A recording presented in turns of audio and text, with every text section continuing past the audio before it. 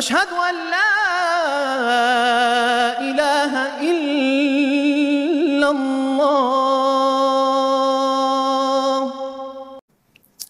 نامحرم کے بارے میں اللہ سے دعا کرنا، سارے نامحرموں کے سوال آ رہے ہیں، پتہ نہیں کیا کسی غیر محرم لڑکی کے لیے دعا کی جا سکتی ہے کہ یا اللہ اسے میرے حق میں بہتر کر دے، یا اللہ اسے مجھے عطا کر دے؟ سبحان اللہ۔ ارحم صاحب لاہور سے، ارحم صاحب میری دعا ہے آپ کی کہ اس اچھی جگہ شادی ہو جائے تاکہ آپ کوئی اور دعا مانگا کریں۔ دیکھو کسی لڑکی کا نام لے کے اللہ مجھے فلانی دلا دے، مجھے فلانی دلا دے، یہ مناسب نہیں ہے۔ آپ اللہ سے یوں دعا مانگا کریں کہ اے اللہ میری اچھی جگہ شادی کرا دے، جو میرے حق میں بہتر ہو مجھے وہ دلا دے۔ اور اگر آپ کسی لڑکی کو چاہتے ہیں تو اس کا دماغ میں تصور لا کے یہ بھی دعا کر سکتے ہیں اللہ اگر یہاں تیرے علم میں بہتر ہے تو یہاں کرا دے، بس اتنا، اس سے زیادہ آگے نہ بڑھے کہ نام لے کے دعا کریں۔ جائز ہونا الگ، جائز تو ہے، کسی کا بھی نام لے کے دعا کی جا سکتی ہے، لیکن یہ ایک طرح سے یوں سمجھیں کہ اللہ کو آپ سمجھا رہے ہیں کہ یہاں کرا دے، یہ زیادہ بہتر ہے، تو یہ اللہ کو نہ سمجھائیں۔ اس کی مثال ایسے ہے جیسے ایک شخص نبی صلی اللہ علیہ وسلم کی خدمت میں آیا اور اس کے یا رسول اللہ آپ میرے لیے دعا مانگیں کہ اللہ مجھے مال و دولت عطا کرے۔ آپ نے منع کیا، اس نے، وہ منافق تھا، پھر کہنے لگا دعا کریں مال و دولت۔ تو نبی صلی اللہ علیہ وسلم نے منع کیوں کیا؟ اس لیے کہ یہ دعا مانگنا ہے اللہ مجھے دولت دے دے، یہ مناسب نہیں ہے۔ دولت سے جو مقصد ہے وہ دعا مانگنی چاہیے۔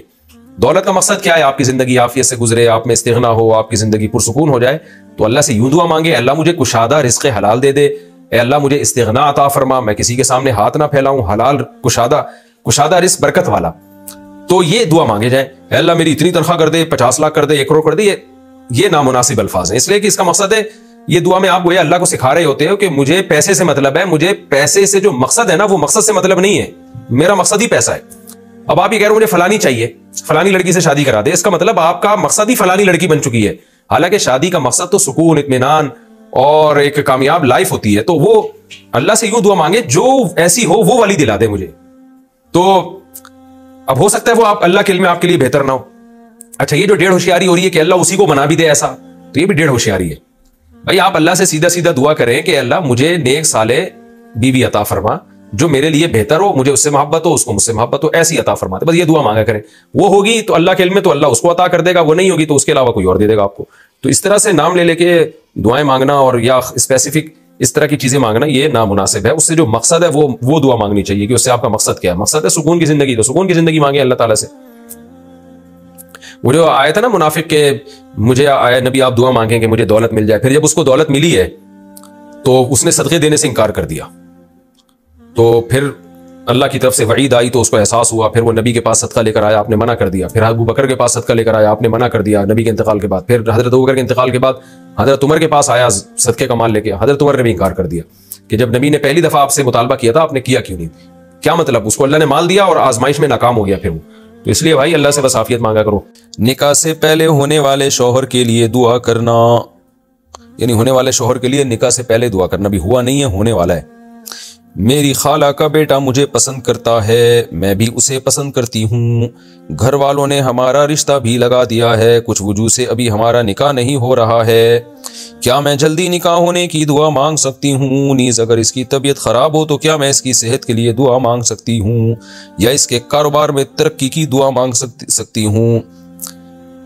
شائستہ پروین انڈیا سے، جی دعا مانگ سکتی ہیں کیونکہ رشتہ طے ہو گیا۔ دیکھیں ہے تو وہ 100% نامحرم کزن ہے، تو جو بھی نامحرم ہوتا ہے جوان بھی ہو تو اس کا نام لے کے اس اللہ سے اس کو اپنے لیے مانگنا، یہ تو ایک نامناسب چیز ہے، کیونکہ ایک چیز آپ کا محرم رشتہ بنا نہیں ہے تو اس کو اتنا پروٹوکول دینا اور اس کا بار بار دعاؤں میں تذکرہ کرنا، یہ بہرحال ایک مزاج شریعت کے خلاف ہے۔ یہ چیز اسلام یہ چاہتا ہے کہ جب تک کوئی کسی سے آپ کا رشتہ قائم نہیں ہوا تو آپ کی توجہ اس کی طرف نہ جائے۔ تو گھر والوں کو ایسے موقع پہ چاہیے کہ جب ایک چیز طے کر دی ہے تو نکاح کر دیں نا، جب کرنا ہی ہے تو نکاح کر دیں، رخصتی بے شک بعد میں کر لیے گا۔ تو یہ ہماری سوسائٹی میں ایک بہت ہی بری چیز ہے، نکاح کر کے لٹکائے رکھتے ہیں، نکاح کیے بغیر لٹکائے رکھتے ہیں، پھر لڑکا لڑکی فون پہ بھی بات کر رہے ہوتے ہیں، ایک دوسرے کے لیے گڑ گڑا کے دعائیں بھی مانگ رہے ہوتے ہیں، تو یہ چیز مزاج شریعت کے بہرحال خلاف ہے۔ تو آپ کو چاہیے کہ آپ کیونکہ لیکن بہرحال آپ کی شادی ہونی اسی سے، اب وہ بیمار ہوگا تو ظاہر ہے آپ کو ایک ٹینشن ہی ہوگی کہ ایسا نہ ہو کہ میرا میاں بننے سے پہلے ہی کوئی مارکیٹ سے ہی شارٹ نہ ہو جائے، تو پھر آپ کو اپنی پسند کا میاں نہ ملے۔ تو دعا مانگنے میں کوئی حرج نہیں ہے، لیکن گھر والوں کو چاہیے کہ اس آزمائش میں نہ ڈالیں لڑکا لڑکی کو، ان دونوں کا نکاح کر دیں، پھر یہ دونوں ایک دوسرے کے لیے حلال ہیں، پھر جتنی چاہیں دعا مانگے، نام لے کے دعائیں مانگے۔ تو ابھی آپ یوں مانگ لیا کریں دعا، کبھی وہ بیمار ہو یا شادی میں تاخیر ہو رہی ہے تو آپ اللہ سے دعا مانگیں، اللہ جو شادی میری مقدر ہوئی ہے، جو میری نسبت طے ہوئی ہے، تو میرا نکاح جلدی کر دے عافیت کے ساتھ. اور جو ہے مجھے وہ بیمار ہو جائے تو یوں دعا مانگ لیا کریں کہ اللہ مجھے آزمائش سے بچا، میرا جہاں نکاح طے ہوا ہے اے اللہ آسانی سے یہ نکاح عافیت کے ساتھ مقدر کر دے. اس طرح سے دعا مانگا کریں، نام لینے کے بجائے نا یوں مانگ لیا کریں. نامحرم کو سوچ کر لذت لینے کا گناہ، کیا خیالات میں کسی کو سوچ کر لذت لینا بھی زنا کے زمرے میں آتا ہے، اور کیا اس کی بھی سزا آخرت میں زنا والی ملے گی؟ بنت عنایت، ڈیرہ اسماعیل خان. جی یہ بھی حرام ہے، گناہ ہے، زنا کا گناہ تو نہیں ہے لیکن بہرحال گناہ ہے، حرام ہے، ناجائز ہے. آپ صلی اللہ علیہ وسلم نے فرمایا آنکھیں بھی زنا کرتی ہیں، کان بھی زنا کرتے ہیں.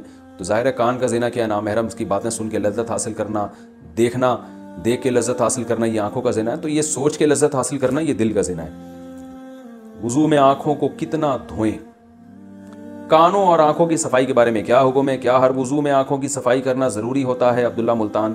بس جب ہم منہ دھوتے ہیں نا، جب منہ پہ چھپکا مارتے ہیں پانی کا تو آنکھیں دھل جاتی ہیں، اتنا دھونا کافی ہے. وہمی لوگ بہت ہی اندر تک پانی پہنچا رہے ہوتے ہیں، اس سے مسئلہ خراب ہو جاتا ہے. قرآن پڑھنے کے لیے وضو یا کپڑے پاک ہونا، اگر وضو نہ ہو یا کپڑے ناپاک ہوں تو کیا اس حال میں قرآن پاک کو چھوئے بغیر زبان سے تلاوت کر سکتے ہیں؟ بنت عبداللہ. جی کر سکتے. اچھا بھائی، امام کے پیچھے مقتدی کیا پڑھے؟ سمیر مرتضی گجرات سے. اگر کوئی جہری نماز امام کے پیچھے پڑھ رہا ہے، جب وہ نماز شروع کرتا ہے تو اس کو ثنا پڑھ کر خاموش ہو جانا چاہیے یا اس کو تعوذ اور تسمیہ بھی پڑھنا چاہیے؟ اور اگر کوئی سری نماز امام کے پیچھے پڑھ رہا ہے تو سورہ فاتحہ بھی پڑھنی چاہیے یا پھر کتنا پڑھنا چاہیے؟ جہری نماز ہو یا سری نماز ہو، آپ ثنا پڑھ کے امام کے پیچھے خاموش ہو جائیں قیام میں. اس کی دلیل حدیث ہے، رسول اللہ صلی اللہ علیہ وسلم نے فرمایا، بحقی کی حدیث ہے، من کان لہ امام فقراءۃ الامام لہ قراءۃ. جس شخص کا کوئی امام ہو تو آپ نے فرمایا امام کی قراءت مقتدی کے لیے کافی ہے. اور ناصر البانی رحمہ اللہ نے اس حدیث کو صحیح قرار دیا ہے. اسی وجہ سے ناصر البانی جو تھے ان کا اپنا بھی مذہب یہی تھا کہ جہری نمازوں میں بہرحال امام کے پیچھے مکمل خاموشی ہوگی. البتہ وہ سری نمازوں میں کہتے تھے کہ امام کے پیچھے فاتحہ پڑھی جائے گی، اور اس کی دلیل وہ یہ دیتے تھے کہ وہی جو مشہور حدیث ہے بخاری مسلم کی کہ لا صلاۃ لمن لم یقرأ بفاتحۃ الکتاب، جو فاتحہ کتاب نہیں پڑھتا اس کی نماز نہیں ہوتی. اور ترمذی وغیرہ کی روایت ہے جس میں آتا ہے کہ صحابہ نے کہا کہ ہم پڑھتے ہیں، آپ نے فرمایا سوائے ام القرآن کے اور کچھ نہ پڑھو. تو اور اقرأ بہا فی نفسک کے الفاظ بھی ہیں کہ تو اس بیس پر البانی رحمہ اللہ کا مذہب یہ تھا کہ بھئی جہری میں نہیں پڑھی جائے گی لیکن سری میں پڑھی جائے گی. لیکن احناف نے اس حدیث کو عام لیا ہے جس میں آتا ہے من کان لہ امام فقراءۃ الامام لہ قراءۃ. نبی نے فرمایا جس کا امام ہو امام کی قراءت مقتدی کے لیے کافی ہے. تو یہ جہری اور سری کا نبی نے کوئی فرق نہیں کیا اس میں، لہذا جہری میں بھی امام کی قراءت چاہے وہ فاتحہ ہو یا سورت ہو وہ مقتدی کے لیے کافی ہے، سری میں بھی کافی ہے. اشہد ان لا